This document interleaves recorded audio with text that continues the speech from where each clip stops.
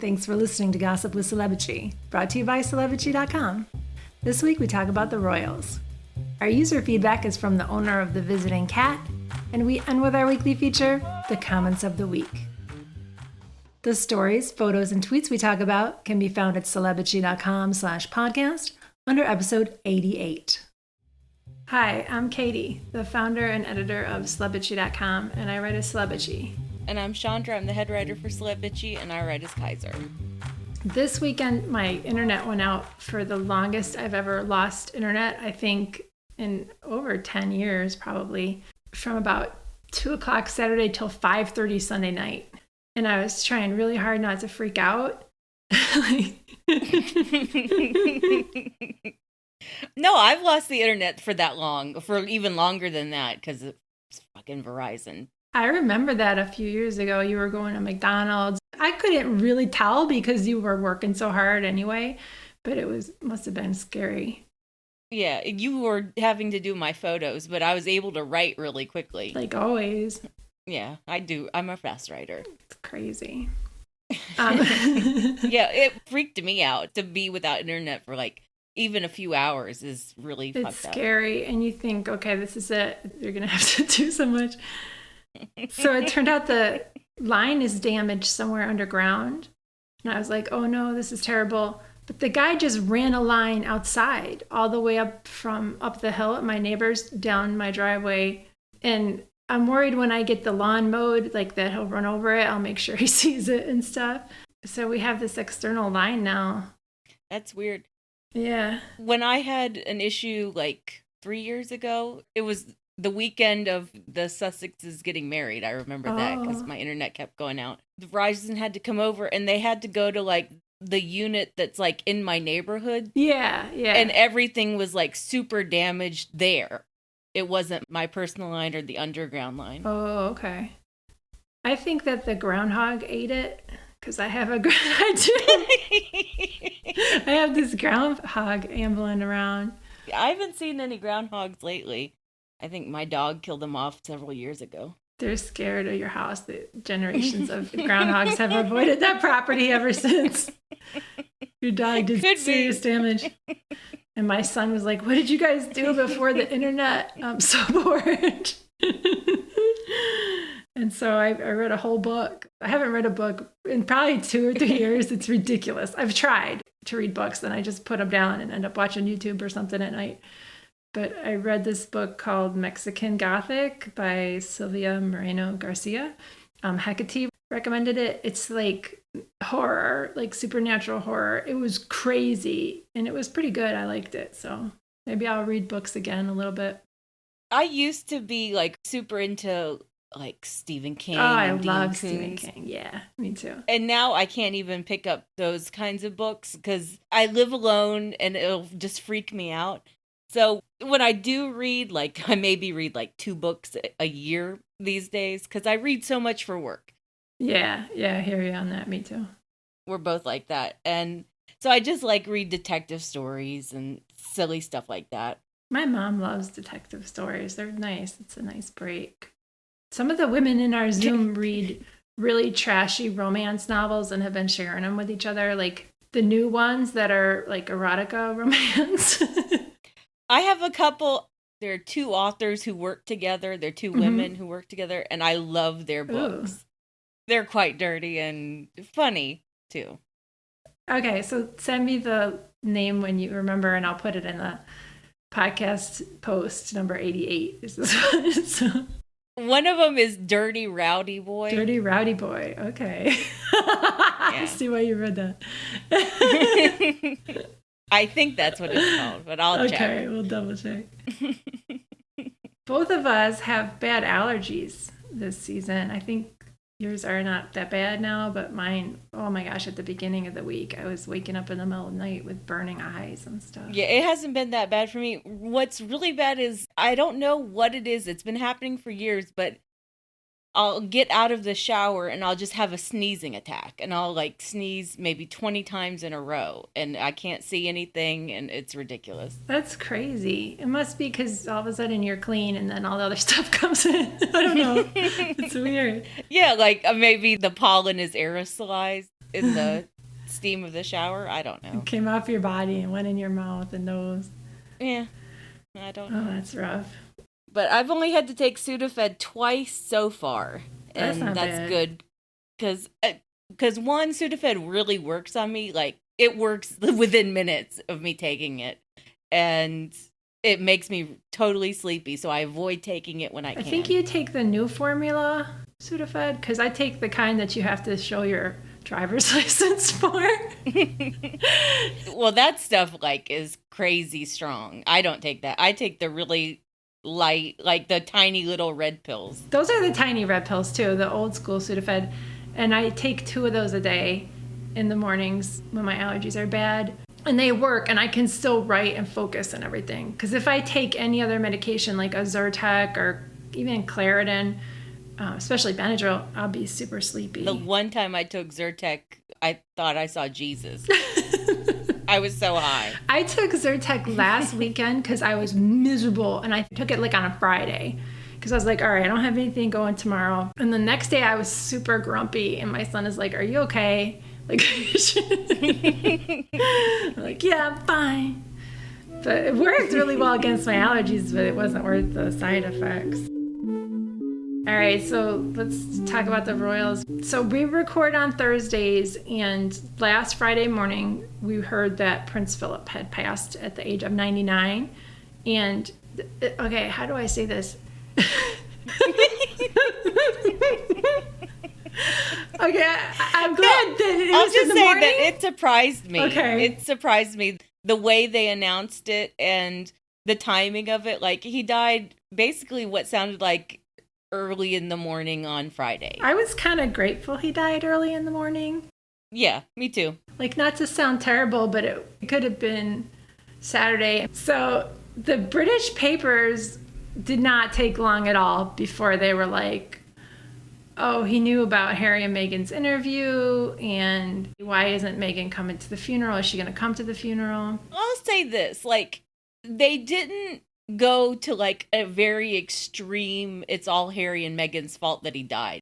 They didn't go there immediately, which I immediately liked. I think a few people were saying that, but most people were saying, wait until the British press starts accusing Meghan and Harry of killing him. Yeah. So the British press was like, fuck, we can't really do that. They know what we're going to do. The dude was 99. I mean... Yeah. And so what the British press started doing is just making it all about Harry and Meghan and whether or not they were going to come to the funeral. Yeah. Like, that was it. All of a sudden, Harry was the most important grandchild, and Meghan had to come as well.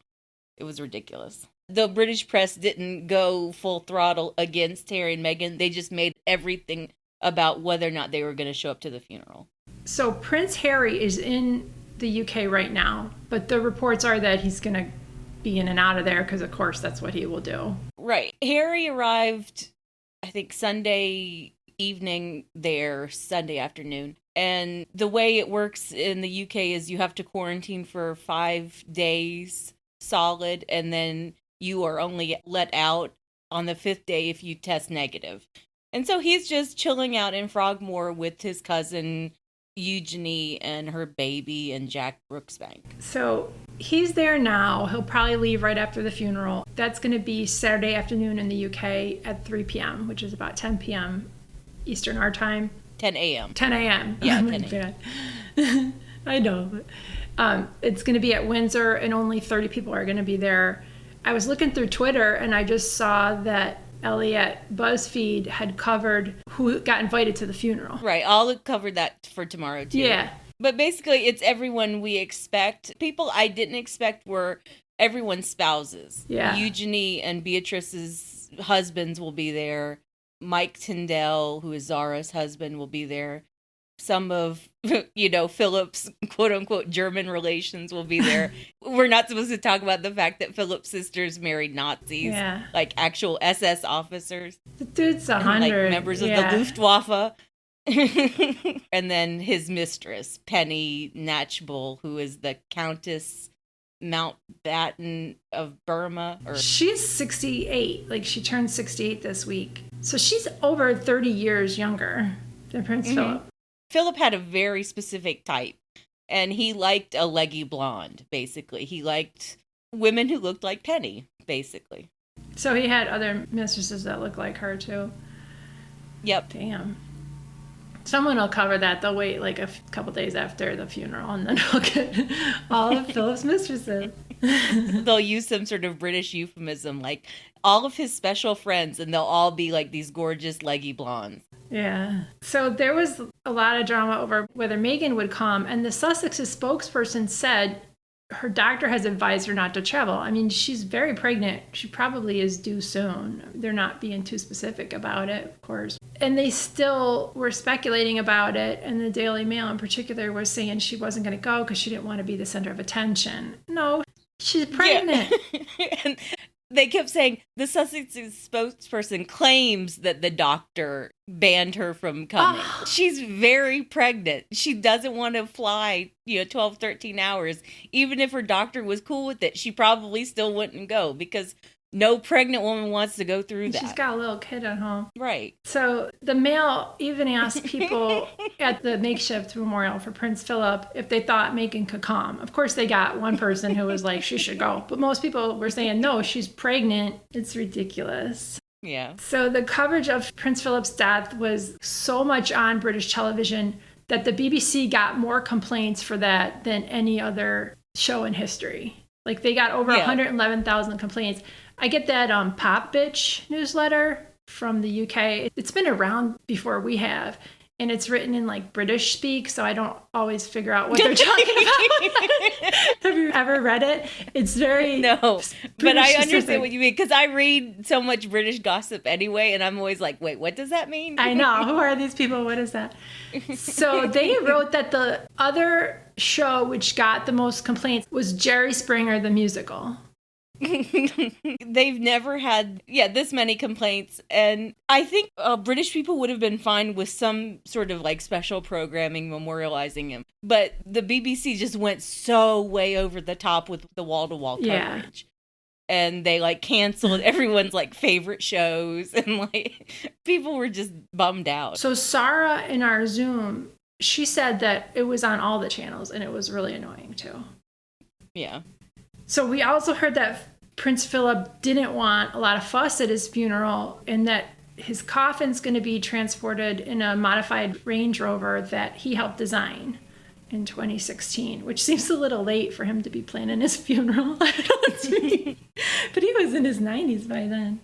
Yeah, well, the way it works, not to get like too technical, is that the royals get to start planning their funeral like years in advance, obviously, but then they get to tweak those plans over the years. So in 2016, he was probably like, you know what, it's going to happen. It's sometime pretty soon. So let me talk about what kind of Range Rover I want. That's pretty cool. That is actually pretty cool. So we talked about this on Zoom, and this is Sarah and Zakia. Well, I accidentally turned on the BBC's tribute to Prince Philip. Started watching it, and there were so many like euphemisms for absolute racist. I was wondering how they were going to get around it. It was like, yes, he was very forthright, but yeah, racist. And he was sometimes misunderstood. No, he's racist. Did they talk about all the complaints that they got about the coverage? No, but they have taken their complaints form down now. I mean, I was quite angry because I turned on to Gardener's World and this thing was on live. On every channel, there was something. I do like the fact that he was like, just literally just stick me in a Land Rover and drive. You can feel like he was almost like, oh, great, this pandemic's actually quite helpful. So really quick, with the Rover, is he going to be sitting up in it or what? It sounds like they're converting a Land Rover, so I imagine he's been at Bernie's. I don't know. I know he's dead. In a Range Rover? Is he? I just thought he would be sitting up. No, right, no. I know the English might seem a bit odd, and the royals even more so. They're weird and they've got weird customs, but we still do have coffins. This was the most hilarious thing that we've had on Zoom in a while. And we were dying. Like, we're all muted because it would be too much feedback, but we were just crying, laughing. And I talked to Zakia, and she said that she didn't really get it about Philip designing the car, and she kept thinking about how much he loved to drive. It would be funny if he was sitting up in it. And then Ashley put a link in the chat to this is a real thing that I just learned about this week, of people propped up at their funerals, like with the stuff that they love to do. Don't Google this if you're sensitive to it. There's like a dude at a card table. His friends are posing him around him. That's terrible. It's bad. Well, that people still do that because I mean they did that in like Victorian times. Yeah, they would prop up the body and like yeah, and people could pose with it. Oh, it's terrible. Yeah, that's pretty bad. But it's still happening, and so the huge other big controversy was whether Harry would be allowed to wear his military uniform, which is just outrageous. And we heard that he was not going to be allowed to wear his military uniform, which is like terrible optics because he's a real combat veteran and everyone else is just playing at it in that family except for Philip. Maybe. But Andrew, yeah, he's a veteran too. He served in combat in the Falklands. And we won't say anything about that. He got promoted by his mom, the Queen, to Vice Admiral for, I don't know what, for not sweating or something. I don't know. With the honorary whatever, it just goes by age. You know, like for important birthdays, you get a promotion for this honorary whatever position in the Navy or the Marines or whatever your royal patronage is. Oh, okay. So we were like, oh, is he going to wear the uniform that reflects this new rank? And which is terrible considering he's a pedophile and Harry, just laughed. It's completely sketchy because they're trying to draw this delineation between Harry and Andrew of like, well, Andrew didn't really step down. Andrew did step down from royal duties. Oh, there's that too. Yeah. And they're like trying to act like, oh no, it was just a temporary pause. No, that shit is permanent. There's no coming back for him, no matter how much the Queen herself wants it. Harry had his honorary royal patronages removed, his royal military whatever titles removed. But he's still a combat veteran. He still earned positions in the army. Yes. He should be able to wear that dress uniform. Yes, exactly. Even if he's wearing the civilian dress versus the royal dress or whatever. Like maybe that could have been their compromise. But they just ended up saying, well, no one's going to wear military dress. None of the royal men are wearing military dress. And then the Sun made this sound like it was embarrassing to Harry. Right. Like he should care. I mean, I was actually rooting for Harry to be the only one in a suit and for his brother and his father to like wear their little fancy military dress uniforms because it would just emphasize how bad it was. How ridiculous and how terribly they've treated him. Mm-hmm. So Prince Harry and Prince William issued separate statements about Prince Philip's death. And William's came out about a half hour before Harry's, so you could sort of tell that they timed the announcement. And Williams was really salty, and it had what sounded like barbs at Meghan and Harry. Yeah, it was about Harry. It was a giant subtweet of Harry, and it was supposed to be William memorializing his grandfather. And the fact that no one really said or did anything around William and Philip's relationship, like, okay, maybe they weren't particularly close, but like, give us some sort of story about how Philip felt about his grandson, William. Instead, it was all about Harry and Philip and their relationship and their bond. And I think that's why we were sort of primed for how emotional and how lovely Harry's memorial was for his grandfather. It just seemed so stark against Williams William. was all about service and how he's going to carry on with the job and will support the Queen and what he and his family got from Philip. Yeah. Versus anything about the man. It was more about what they got from him and it was more self-centered. And then Harry's was very personal. What I love about the two competing statements is that it revealed that Harry didn't show Kensington Palace his statement before he released it. Because if he did, William would have changed his. They would have added it. Did you see my tweet about this? Because I was so outraged by these two statements. No, yeah, I did. I liked it. I liked your tweet. And People were like getting in your mentions about it. So I called William petty and bad at his job for shading his brother and sister-in-law, because it was super petty, and it got hundreds of likes, but the Cambridge stands noticed it too, and they started really going in on me, and so I blocked so many of them. I just blocked them all. No, I mean, sometimes, a fight will break out in my mentions, and I'm like, shit. Do I have to block these people? Can I just ignore it? My first move is to mute the conversation. I just don't even want to hear it. I don't mind it if it's about other concepts other than we hate the Sussexes and Cambridges are the best. Like, if people are arguing about something that seems like a legitimate argument and it makes sense, that's fine. This makes zero sense. It was just people hating on me and hating on the Sussexes, so I blocked those fuckers. Yeah, but have you noticed something else is that the Cambridges have bought some new bots. Oh, yeah. And they're all on Twitter now. Like, I think they've pulled out of their bot buying on Instagram and they're going all in on Twitter now. Yeah, that's probably why it's more annoying to us, too. Yeah. So we talked about the tributes on Zoom, and this is Karen and Sarah. I thought it was funny that Harry's tribute was getting more play because William didn't write his. Harry's he's also got Meghan to read through as well, so someone else who is human as opposed to everyone else in the palace. William's defenders would say, but William's was very formal and king-like. Well, no, it's just that normal inability to read the room and show you're an actual human. It was more William well, I'm so glad Catherine and I and our kids got to spend time with you. It was so cold and detached. And Harry's was more about, this is my grandfather. He was the grill master. He was this, he was that. It was definitely more personable. This is why they're so bad. It just read so petty. Well, my kids get to see him. Your kids won't. It's right, someone's dead. Just.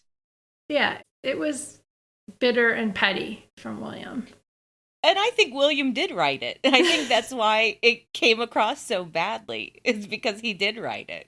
Yeah. He really is that cold and petty and awful. Ugh. Unless Jason Knopf was somehow able to capture William's petty voice. Maybe. And maybe he's that person who doesn't take any feedback and just insists on doing it his way. Well, that's very on brand for William. I think William has always considered himself a PR genius. And no, I'm serious. He thinks he can run his own operation. And we see how that's working out for him and his wife. And speaking of that, there was that story that Duchess Kate is going to be able to broker peace between Harry and William. I'm reading it like that, but it's my own words. Yeah, they called her a peacemaker. Oh. That was from Camilla Tominey in The Telegraph, and she's Kate's buddy there who wrote the Meghan Made Kate Cry stories. And we've heard a few things about her. Mm-hmm. That's all I'll say about it. Yeah, I mean, Tominey is very entrenched with Camp Middleton. Yeah. The whole story was very sugary and ridiculous. And of course, it was wildly popular because everyone was dunking on Kate. It just emphasizes the point that Kate is not a neutral party in this situation. She's actively being a bitchy mean girl to Meghan and Harry. Yeah. As I was looking through all those old photos to find Kate looking at Harry with so much love and adoration. Google eyes, yeah. Kate aged crazily hard as soon as Meghan came onto the picture because Kate couldn't flirt and be girlish around Harry anymore. Her expressions changed. Yeah, overnight. They were really hardened. Her mouth would be all closed, and yeah, you could see a difference in her face. And she just sick with jealousy that she doesn't get Harry all to herself anymore. Nobody looks at her like Harry looks at Meghan. Oh well. All right, let's move on to the user feedback. So last week we covered the story of Olnaz's friend who is visited every day by her neighbor's cat. It's this little black cat. Her friend was so happy that we talked about this cat on the podcast. So she called and left us a voicemail. My name's Tess, and I'm just leaving you a voice message because you told the story about Shirley, who is my cat. That's also not my cat. Shirley Jackson, that's not his real name, but that is what we have named him. Like, the fact that he is on a podcast, he's more famous than I will ever be, and I feel like he deserves it. His owners live 4 doors down from me in Switzerland. Every single morning, he is at my door, and he comes in, and he immediately goes to his favorite spot, which is either on the couch or in the library, and falls asleep. Or, as right now, he's, like, sitting on my lap asleep. And then I try to kick him out at 4, but then he just comes back. He, like, just won't leave. And sometimes, like, if I don't let him in, he starts to yell. He's basically every single person I know knows about him. And now he's on a podcast. And that's truly a wonderful thing. That's super cute, like that she has that cat that comes and stays with her. That is cute. I wish I had a little cat that came over and that it wasn't my cat, but I could just watch it for a while and it would go home. My 2 cats are going through something. Dexter is especially going through. He's such an old cat. He's just permanently angry and a grumpy old man now. He just yells at me. He'll just stand in the kitchen and just yell. Because he wants you to feed him. No, he's got food in his bowl. He just wants to yell at me. I want the good food, Mom. What is this? I want the wet food. I don't want the kibble. It is wet food. And he's like, no, I want different wet food. Or no, I just want to complain. I can't believe that this happened. And then on Monday, I made a tweet like, I hate when we write something and someone quotes us just to be like, no, well, actually, da-da-da-da-da. And I had terrible allergies Monday, so I was in a bad mood. You had written the story about Henry Cavill's new girlfriend. And you were like, please do not say that it's a bearding situation. These people both have options. Thank you. That was all you said. And someone quoted you and they're like, well, actually, this is really dumb because blah, blah, blah, blah, blah. And I was like, no, buddy, you don't get to do that to us. I took offense on your behalf. I didn't even see that, but they're gone. Like, it's 2021. Why are you coming on Gossip Blog's comment sections and like saying, no, for sure, he's 100% gay?